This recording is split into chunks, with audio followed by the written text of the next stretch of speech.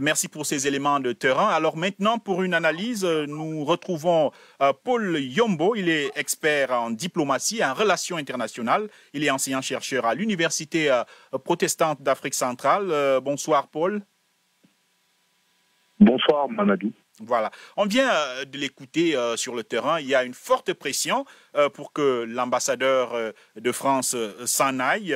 Alors, vous qui êtes expert en diplomatie, comment ça se passe? Quelles sont les lois et les conventions nationales et internationales qui gouvernent l'accréditation, l'établissement d'un diplomate dans un pays comme c'est le cas au Niger en ce moment?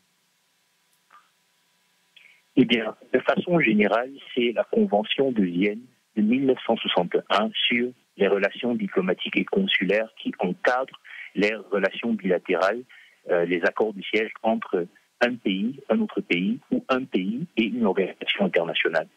Il y a trois dimensions qui peuvent nous éclairer sur la situation présente. La première chose, c'est que la Convention de Vienne de 61 accorde aux diplomates, à l'agent diplomatique, l'immunité diplomatique. Et l'immunité diplomatique confère à son détenteur la protection de la loi criminelle domestique du pays. C'est-à-dire que la personne du diplomate ne peut pas être incriminée ou arrêtée en principe. La deuxième dimension de la Convention de Vienne qui est pertinente, c'est le concept d'extraterritorialité, qui est une fiction diplomatique qui voudrait que les prémices, le territoire de la mission diplomatique et du domicile du diplomate soient considérés comme faisant partie de son pays d'origine. Et donc, en vertu du concept d'extraterritorialité, qui est aujourd'hui appliqué plutôt de manière large que stricto sensu, les prémices d'une ambassade ne peuvent pas être pénétrées sans l'autorisation de l'ambassadeur ou la troisième dimension, c'est bien sûr que les diplomates ont une protection, la protection de leurs biens. Ils ne peuvent pas être taxés ou imposés et sont donc, disons, à l'abri du fait de payer les impôts et les taxes du pays hôte. Alors, Paul Yombo, vous venez donc de dresser le cadre légal qui permet à l'ambassadeur de France d'être au Niger. Maintenant, la situation sur le terrain impose une autre analyse. Il y a des putschistes qui sont au pouvoir à Niamey et qui ont demandé à l'ambassadeur de quitter le pays. Et quelle analyse vous faites de cette situation et que pensez-vous de cette sanction? Eh bien, si on peut ergoter sur la légitimité du régime aujourd'hui présent à Niamey, ce qui reste définitif, c'est qu'ils ont le pouvoir de facto.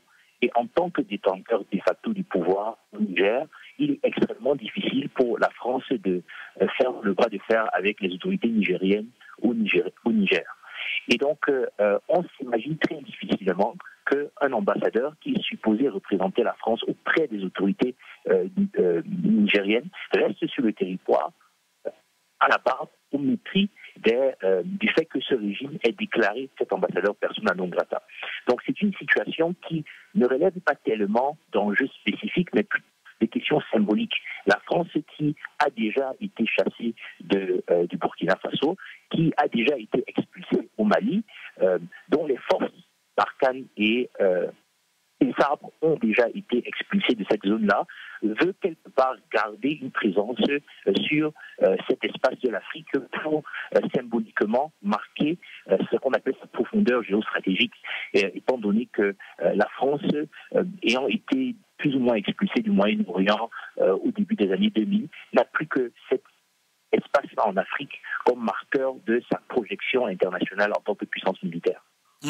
Alors, Paul Yombo, quelles seraient les conséquences si l'ambassadeur de France décide tout de même de rester sur le territoire? On l'a vu hier, le président Emmanuel Macron a dit que l'ambassadeur ne quitterait pas le territoire nigérien. Quelles seraient les conséquences d'un point de vue politique et diplomatique et sur le travail de l'ambassadeur et de l'ambassade de manière générale?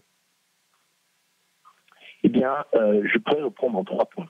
Premièrement, au regard de la Convention de Vienne, j'ai cité plus tôt, qui organise les relations diplomatiques, au terme de l'article 9, s'il décide de rester sur le territoire, malgré le fait qu'il a été déclaré persona non grata, il perd son immunité diplomatique.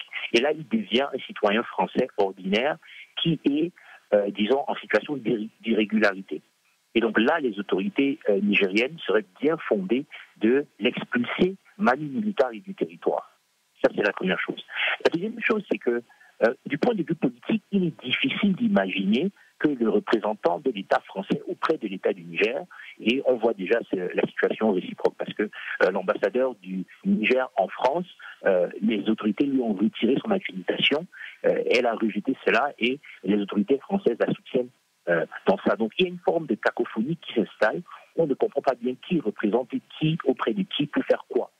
Et cette situation s'enlise à fur et à mesure que le régime en place au Niger reste en place et que l'opération projetée de la CEDEAO se voit, disons, devient de plus en plus incertain. Le régime se solidifie, a de plus en plus de soutien en interne et, disons, les atermoiements de l'Union africaine ne vont pas dans le sens du départ du régime.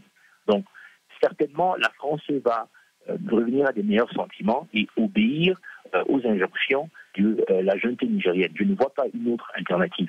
Oui. Alors, pour finir rapidement, Paul, en une minute, quelle est la frontière qu'il y a entre le refus de l'ambassadeur de partir et une éventuelle rupture diplomatique entre le Niger et la France? Bon.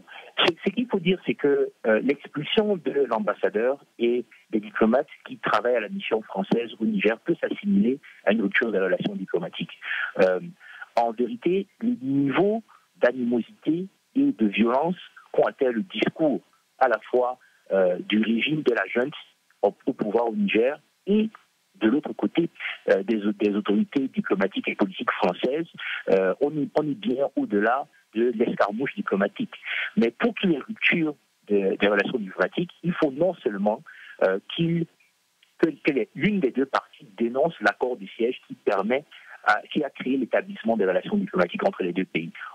Cet acte n'a pas encore été posé formellement, mais du point de vue matériel et opérationnel, il est difficile que ces deux puissances, ces deux pays, continuent à entretenir des relations. Merci beaucoup pour vos lumières, Paul Yombo. Je rappelle que vous êtes expert en diplomatie et en relations internationales. Vous êtes enseignant-chercheur à l'Université protestante d'Afrique centrale. C'est moi qui vous remercie.